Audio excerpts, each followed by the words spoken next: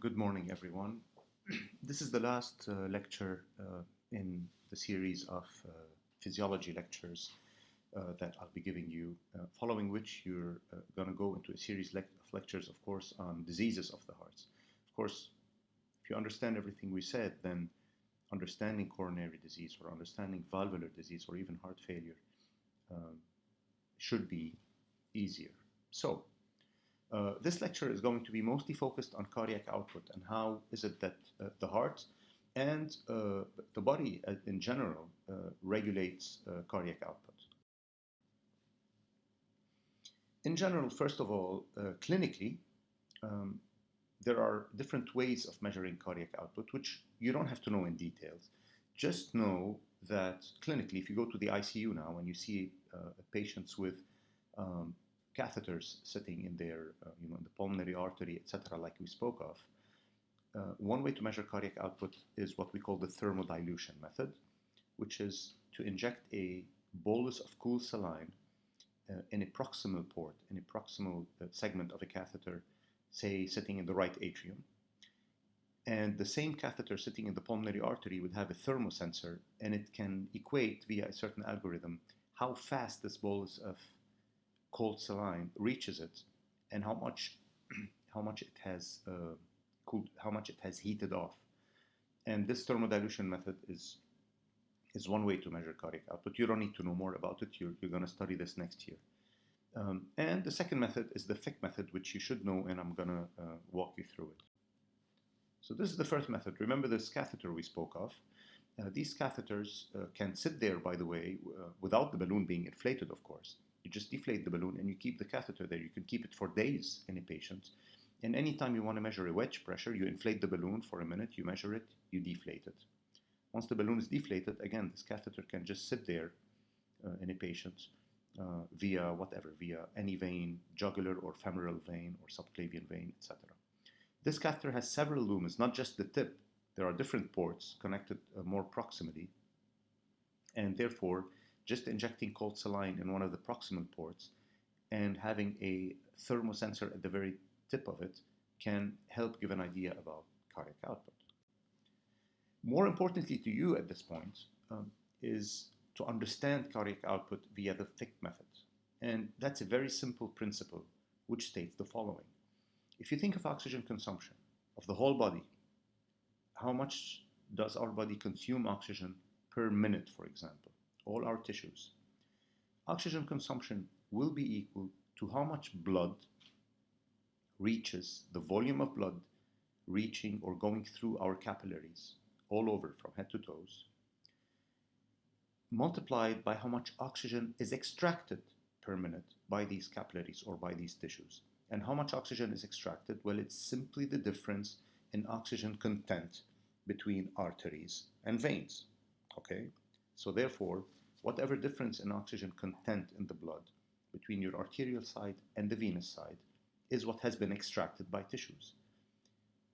This difference between arterial and venous side is exactly the same difference as between the pulmonary artery and pulmonary vein, because the pulmonary artery is the venous blood, the pulmonary vein is the rich oxygenated arterial blood going to the left heart. And therefore, if you just look at the difference in oxygen content between pulmonary vein and pulmonary artery and you multiply it by cardiac output, this is how much oxygen has been consumed. Total common sense. And therefore, cardiac output is equal to oxygen consumption divided by difference in arterial in oxygen content between arterial and venous sides. And you can say pulmonary artery, pulmonary vein, just like you can say a systemic artery and a systemic vein, but the difference in oxygen consumption.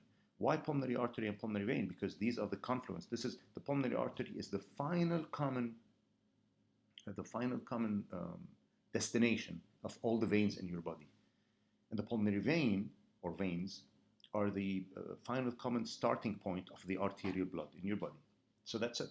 This Fick principle you should be aware of. So if you're given scenarios where this is the oxygen consumption, this is the oxygen content in the artery and the vein, then you should be able to guess cardiac output. Now, cardiac output is dependent on stroke volume and heart rate. We know this now. So if we look at them and dissect them one by one, and we look at what controls stroke volume intrinsically, meaning in the heart, well, stroke volume depends on end diastolic and end systolic.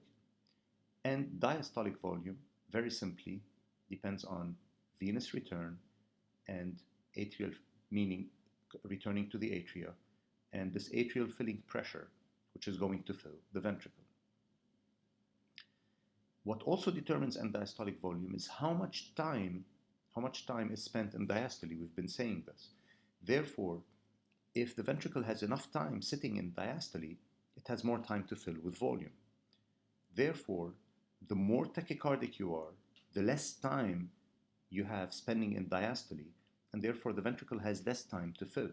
Meaning, the more tachycardic you are at a certain point, the less end diastolic volume you have. And finally, what's the final determinant of end diastolic volume is the compliance of the ventricle. Meaning, if two ventricles have the exact same venous return to the atria, therefore the same atrial filling pressure, again, atrial filling pressure is just the pressure in the atrium which is going to fill the ventricle, which is going to push blood into the ventricle when the mitral or tricuspid valve open. Filling time is time spent in diastole. And finally, compliance. So if two ventricles have the exact same venous return and atrial filling pressure and the exact same time spent in diastole, so are going at the same heart rate, a more compliant ventricle will fill with more blood than a stiff ventricle. Very, very logical. So therefore, for the same filling pressure, for the same filling time, a ventricle which is totally normal will fill with more blood than a ventricle which is, for example, infiltrated with amyloid or infiltrated with fibrosis or abnormal collagen, etc., all of which are diseases you will study later. Now, what are the determinants of the end systolic volume?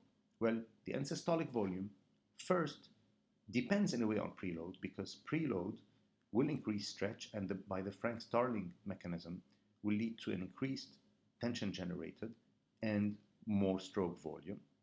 That's one. Afterload also affects the end systolic volume in a way which is very logical again, because the higher the afterload, the less stroke volume, because this is what stands in the way of the ventricle contracting, and the more the end systolic volume. So less stroke volume for a higher afterload.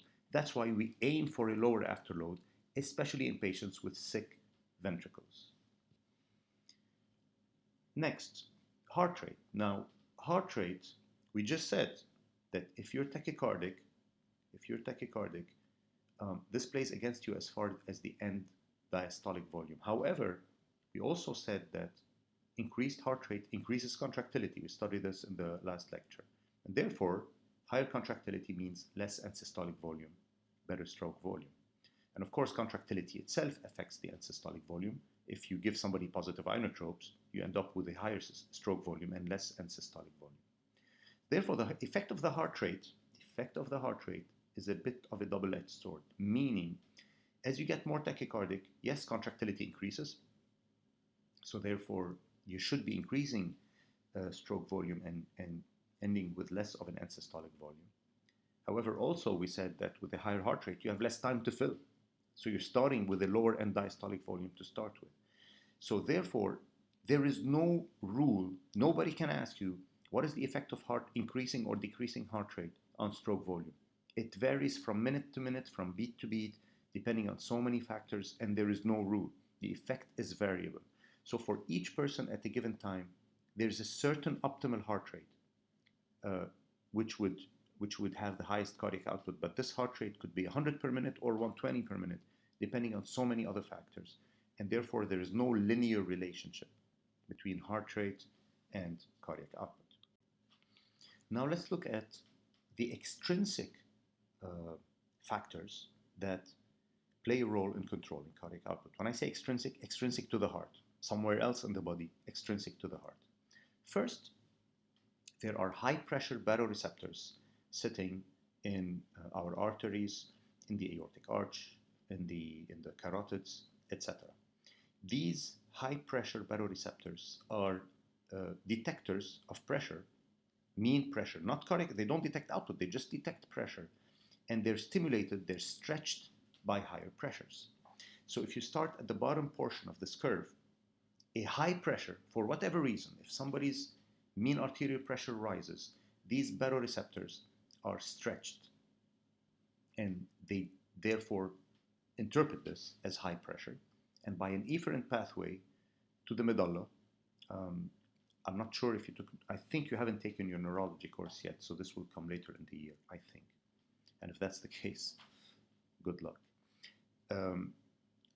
This coordinating center in the medulla receives the afferent pathway and again interprets this as high pressure and therefore sends efferent pathways to the heart and to the vessels to slow down if you want, to decrease, to bring the pressure back to normal. And therefore what happens?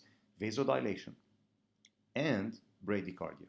So these are extrinsic factors to the heart which play a role in the cardiac output, because as they detect a high pressure, by a reflex they will lead to bradycardia and vasodilatation. There are also peripheral chemoreceptors, which again start at the bottom of the curve, which detect hypoxia, hypercarbia, and acidosis. And these chemoreceptors, again, if you want to think logically, hypoxia, hypercarbia, or acidosis are conditions which should be interpreted as there's something wrong, and usually something wrong meaning a higher cardiac output is required, because this is a sign that these all happen in conditions of tissue hypoperfusion. So these chemoreceptors, when they detect this, also via an afferent and efferent pathway to the medullary vagal control center, will lead to an efferent pathway to the heart, causing tachycardia in an attempt to re-increase tissue perfusion. It's common sense. This is why it's there. They also will lead to hyperventilation, because how do you fight hypercarbia? By hyperventilation in the lungs. Now, finally, there's something called the effective circulating volume. The effective circulating volume is basically the volume of blood. That's it, if you want to simplify things. And where is most of the volume of blood sitting in general? Most of it sits, remember, on the venous side of the circulation. This is the reservoir, not the arterial side. Therefore, there are low pressure baroreceptors, low pressure, not high pressure. The ones on the arterial side are high pressure. They detect high pressure in the arteries. There are low pressure baroreceptors sitting on the venous side of the circulation, in veins, in the atria, in the junction of atria and veins, in the pulmonary artery. Remember, when I say pulmonary artery, I'm still talking about the venous side.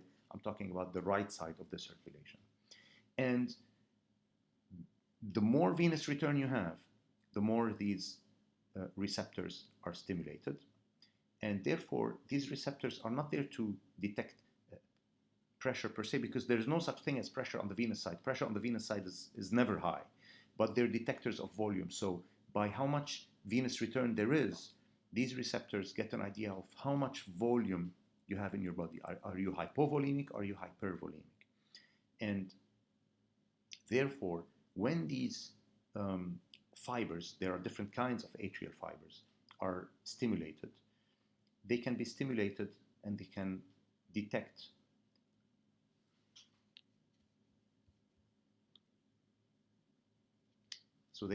heart rate.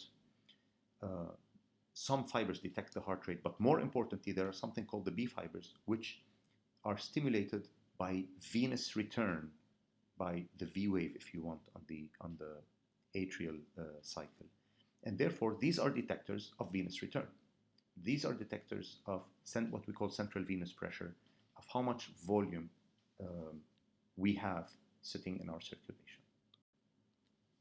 So when these receptors are stimulated, so if you look at the atrial B-type receptors, which are receptors of venous return, receptors of volume, that's what they interpret, and they're stimulated.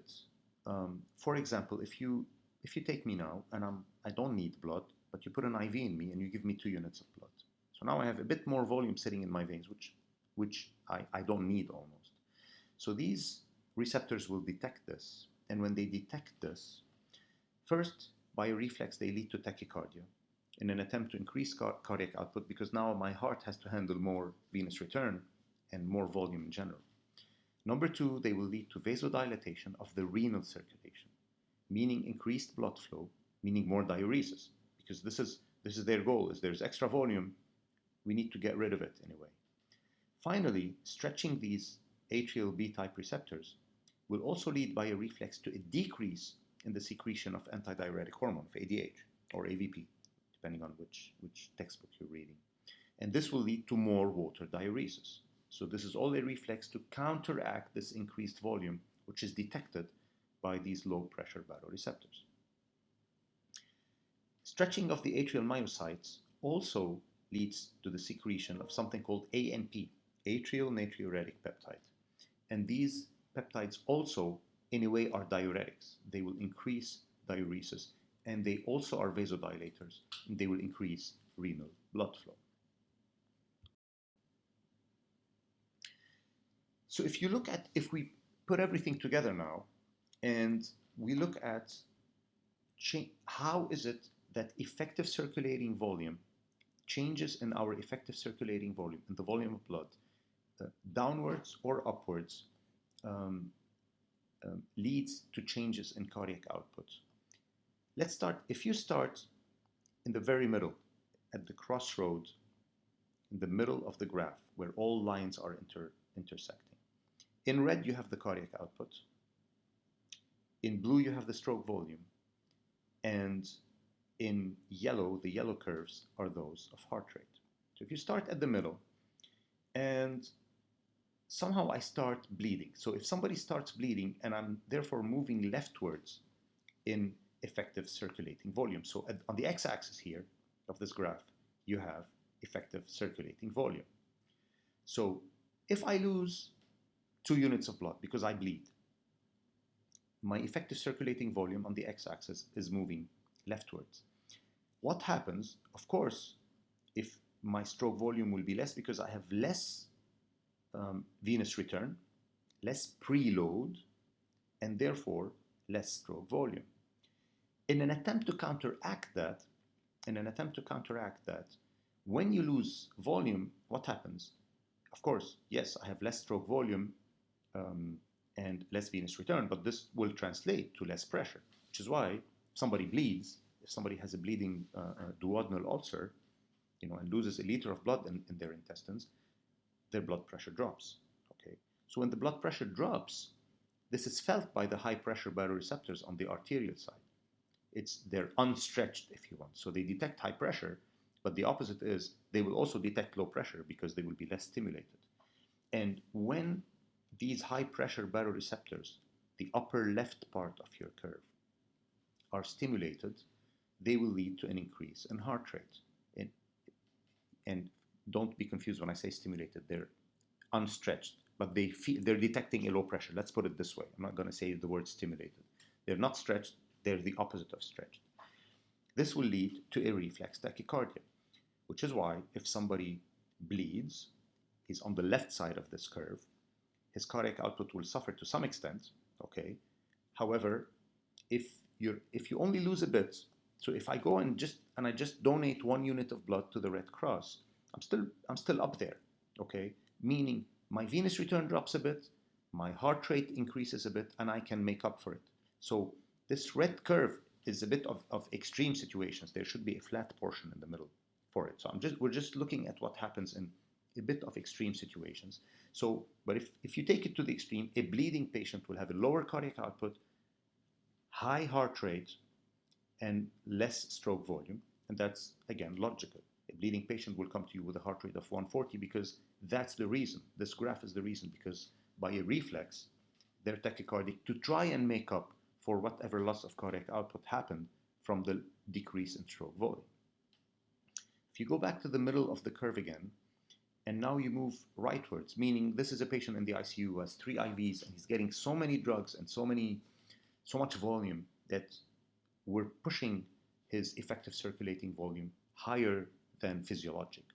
What happens is, of course, if the more volume you give the patient, the more venous return, and therefore the more the cardiac output in general. However, what happens is there's a plateau to the stroke volume that you can reach. So in blue, you see that the stroke volume will plateau. It won't keep increasing because the ventricle can only accommodate that much. However, what did we just say in the preceding slide? Increase in effective circulating volume will be felt by the receptors sitting on the venous side of the circulation in the atria, on the right atrium. And when they're stretched, what do they cause? Also tachycardia. So therefore, if you look at the yellow line of tachycardia, if you're hypovolemic, you get tachycardic, but also if you're hypervolemic, you get tachycardic, but for a different reason, because of the low pressure baroreceptor stimulation, not the arterial ones, the venous ones. And therefore, you get more tachycardia. Why? In an attempt to increase cardiac output, also in an attempt to deal with this extra volume. So this is how effective circulating volume affects your cardiac output. Now, as a reminder, these curves you're all familiar with now are what we call the function curve, the ventricular function curve, or the cardiac function curve.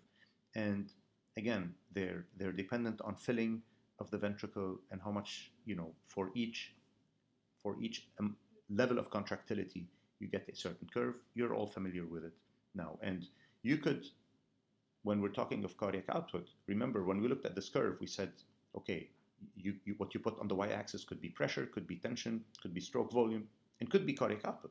They're all proportional. It's all the same. Therefore, your cardiac output could very well be placed on the y-axis of this curve because it's just as the relationship to it with filling, with atrial filling pressure, or with end diastolic volume is the same.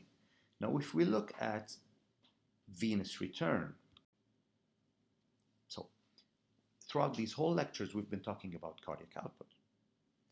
Now, remember that venous return to the right heart should be equal to your cardiac output. If your left ventricle is propelling 5 liters per minute of blood through your aortic valve, then your venous system should be returning 5 liters per minute of blood to the right atrium and to the ventricle. So therefore, your tricuspid valve should have 5 liters per minute crossing it, just exactly equal to what's crossing the aortic valve at the same moment, at the same minute. So if we look at venous return to the heart is returning from the veins, obviously, to the right atrium. And therefore, if you want, what stands in the way of venous return is right atrial pressure, right? Logically, i.e., for the same amount of blood sitting in the veins, the higher the right atrial pressure, the less venous return to the heart, because this is the, if you want, the resistance facing venous return. So if we look at venous return on this curve, okay, the higher the right atrial pressure, the less the venous return, okay, and this is also let me put it this way: your venous return will also affect your right atrial pressure, because where is right atrial pressure coming from? It's from how much return there is to the right heart. So therefore, venous return and right atrial pressure are intrinsically related. Of course, at any point in time, you're always sitting at a certain point, meaning the example I was just giving you, if your cardiac output is 5 liters per minute, then your venous return would be 5 liters per minute. So you'd be sitting at point A with a right atrial pressure of 2 millimeters of mercury. Of course, if everything ceases, in other words, if the heart stops and you have a certain amount of blood sitting, not moving now in your circulation, literally like water sitting in a bag or in a balloon, this amount of volume has a certain pressure to it. And that pressure is at the very end of this curve, which corresponds to no venous return, which in this example is 7 millimeters of mercury. This is called the mean systemic filling pressure. It's not too important because it's not a physiologic measure. And honestly, to me, it doesn't mean much. But it's just, I'm showing you this because you're going to see it in some textbooks. But don't sweat it because it's not an important concept. What's important is the linear portion of this curve, and to understand that venous return and right atrial pressure are interconnected. Therefore, if we put now the cardiac function curve, and the venous return curve on the same graph. They will intersect. Why? Because remember what we said, cardiac output, if you look at the Frank-Starling curves or the ventricular performance curves, what are they dependent on the x-axis? Atrial filling pressure. So for every atrial filling pressure, you get a certain cardiac output. This is the purple line, okay? But also we said that the right atrial pressure is directly connected to venous return. This is the red line. So you have venous return, red curve, and cardiac output or cardiac function curve, purple curve. And where these two curves connect is where your cardiac output has to be. They cannot but be equal. They cannot but be equal. So the venous return curve is called the vascular function curve, and the cardiac output curve, the purple one, is the cardiac function curve, and they can only be equal. So the real cardiac output at any point in time, meaning the real venous return at any point in time, is where they intersect. So therefore, in normal physiologic condition, cardiac output and venous return are equal, and any small change is re-equilibrated. So anytime something changes in one of these curves, you will always return to the intersect point. The intersect point is where your cardiac output is. And your cardiac output and venous return can change permanently. When I say permanently, over the next hour or 2 hours or whatever, if one of these curves changes permanently. And I'm going to give you examples. So here's an example. Let's look at the left curve now. Let's look at the left curve and where these two curves intersect. The red and the purple curve are intersecting at a certain point. If I increase my effective circulating volume, meaning if, again, somebody puts an IV in me and gives me 3 liters of fluid or 3 liters of blood, then I have more effective circulating volume and more venous return, and therefore the vascular function curve, the red curve, will move upwards to the dotted red curve. And therefore, now where are they intersecting? They're intersecting at a higher point, a higher cardiac output. And we just said it. This is the exact same thing as 3 slides before when I showed you what happens to your cardiac output as you increase your circulating volume. On the right side of the screen is the exact opposite. What happens if you bleed? Well, if you bleed, you lose volume.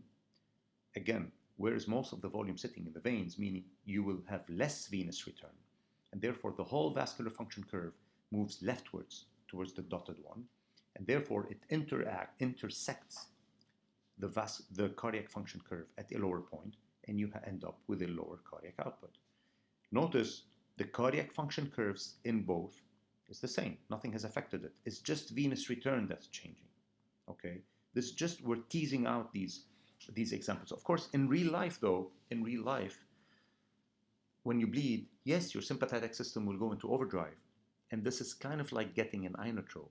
So the cardiac function curve will also move in an attempt to correct this. But I'm just showing you this because you might be shown this on an exam and tell you what has happened, let's say on the left side, what has happened between, straight and dotted lines or straight and dotted cardiac output. Has there been an increase has there been an inotrope given or a blood transfusion given? And the answer is a blood transfusion. So you need to just understand these, and then the rest is common sense. So speaking of inotropes, what happens if, again, let's start at baseline, the straight red and the straight purple curves, and they're intersecting at a certain point. And if an inotrope is given, a positive inotrope is given, leading to an increase in contractility, well, what does that lead to? The whole cardiac function curve moves upwards, meaning for the same venous return, your cardiac function curve moves upwards, now you're at the dotted line, intersects at a higher point with the venous return, and therefore you end up with a new steady state of a higher cardiac output. If you have something causing your ventricle to fail, so it's a negative inotropic effect, not positive, the exact opposite happens. You move downwards because the cardiac function curve moves downwards, and now you're at a lower cardiac output And not only that, lower cardiac output and a higher right atrial pressure. You see where they're intersecting? They're intersecting at a higher right atrial pressure and a lower cardiac output. This, when you study physical exam, you study that patients with heart failure have very dilated jugular veins. Why is that? Because they're connected to the right atrium, because these patients are always functioning on the right part of these curves with a higher, are living with higher right atrial pressures. Now, what would be the effect of arteriolar vasodilatation or vasoconstriction? Well, let's just look at the vascular function curve here, the middle one being your steady state. What if you vasodilate? If you vasodilate your arterioles, you have more blood reaching the venous side of the circulation, and therefore now you're having more venous return, and therefore your curve moves upwards because you have vasodilated, and now you're at the orange curve.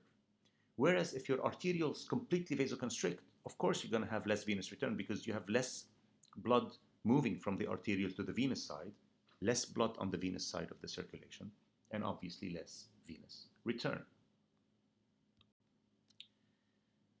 But also we studied that as you vasodilate, if your arterioles vasodilate, this means you're decreasing afterload. And afterload will also change the slope of the vascular, of the cardiac function curve, if you will, because if, for example, let's look at the left side of the screen, your steady state is where both curves intersect. If you increase total, TPR is total peripheral resistance. So if you vasoconstrict and you increase afterload, then we just saw, yes, your vascular function curve, your venous return drops.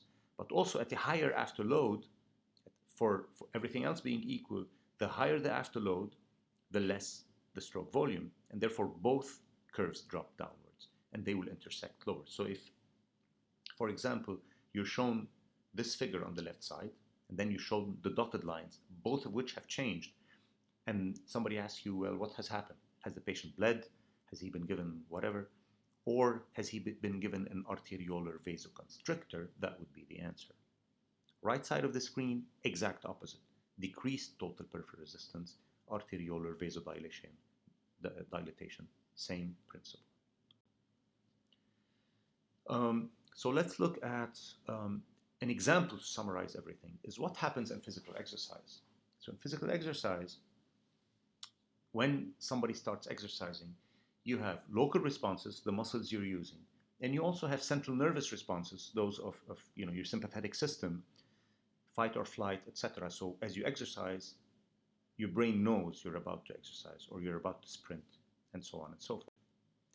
So exercise leads to, on the right side of the screen, local responses. So as I start sprinting, there are in my quadriceps, my hamstrings, and my leg muscles, there are vasodilator metabolites which will increase because there are local responses that are going to happen. But there's, on the left side of the screen, also a sympathetic system which will be activated, and a downregulation of your parasympathetic system. And this leads, just like what's on this graph, an increase in heart rate, an increase in contractility, increase in cardiac output, constriction of other beds which you don't need during exercise, and to some degree a venoconstriction, and therefore less unstressed volume and more blood return to the heart. All of this, the whole point of everything during exercise, is to shunt blood to the skeletal muscles which you use, just like everything else. When we spoke of arterioles early on in the hemodynamics lecture, I told you what's the whole point of arterioles. They shunt blood from one organ to another. So therefore, if we focus on this part of the circulation or of the response to exercise, an increase in sympathetic outflow. Again, this is an athlete who's exercising. He has a high heart rate, high cardiac output, and he's vasoconstricted in some areas of the body, meaning your increased sympathetic system will lead to a vasoconstriction, for example, in your splanchnic, renal, mesenteric circulations, because you don't need your kidneys and intestines at this point.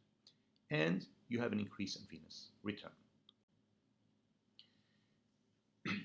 Therefore, there are certain beds, when you exercise, there's vasoconstriction in certain organs, and there are, of course, other organs where you never have vasoconstriction, the heart and the brain.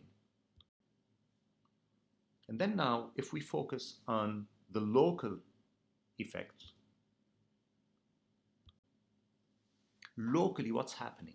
Locally, the muscle that's overworking will have an increased content in the capillaries of this muscle, if you want, of lactic acid, potassium, adenosine, etc., all and most of which are vasodilators. And therefore, in your skeletal muscles, there's a local reaction that leads to complete vasodilatation, okay? And this should lead to a decrease in total peripheral resistance. However, we just said that other vascular beds have a total vasoconstriction. So in an athlete, if I ask you what happens during exercise, as an overall reaction, as an overall result, is your systemic circulation as a whole, summed up, is exercise a state where you have an increase in total peripheral resistance because you've vasoconstricted some beds, as I said, mesenteric, renal, splanchnic, but you've also vasodilated a lot of beds depending on what exercise you're doing. What's the net effect of exercise on what we call systemic vascular resistance or total peripheral resistance? It depends on what level of exercise we're talking about. So low levels of exercise, like you see illustrated here, have zero effect on your total peripheral resistance.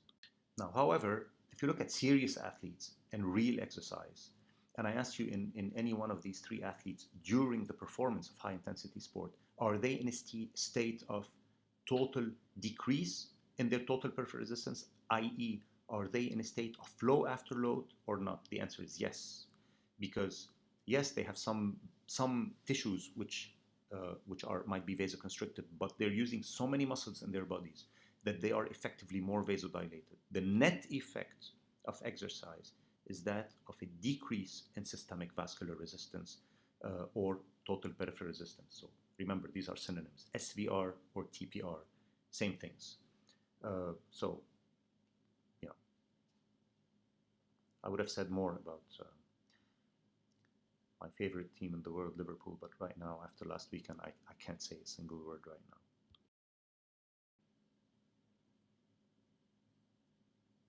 So, net effect of exercise, if you just take a minute here to think and think of each one of these variables and what happens to it in exercise, now you should be able to guess. And this is what happens, okay? Heart rate, stroke volume, cardiac output, I'm not going to repeat them, but this is what happens in a state of exercise. The lower portion, arteriovenous oxygen difference, of course it increases because your muscles are now extracting every last oxygen molecule they can, and therefore you're in a state of high arteriovenous oxygen difference. Finally, well, this is my last recorded lecture to you.